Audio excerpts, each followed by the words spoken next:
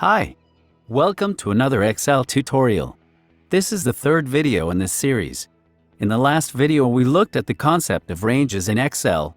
Today, we are going to cover the process of adding sheets to our workbook, as well as taking a look at the Zoom feature. Let's hop right into it. To add a sheet to our workbook, we will simply click the plus button in the bottom left-hand corner. We now have a sheet labeled Sheet 2.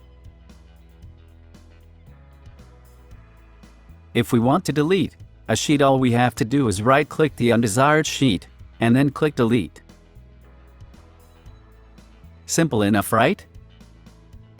Now let's say I need 4 Excel sheets for a workbook so that I can keep up with how much food my dogs are eating. It can get a bit confusing when we get to this many sheets.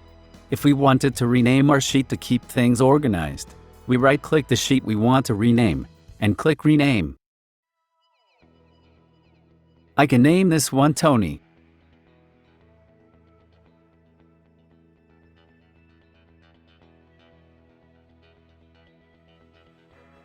I can name this one Good Boy.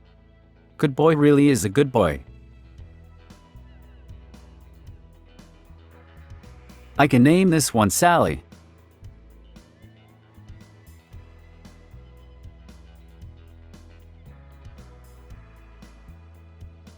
And I can name this one Rex. Now I can keep track of how much food each of my dogs is eating more easily.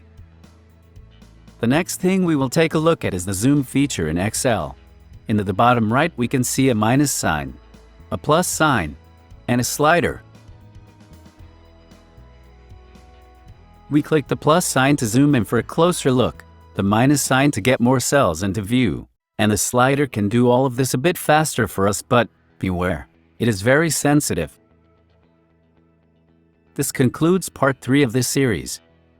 As always, thanks for stopping by,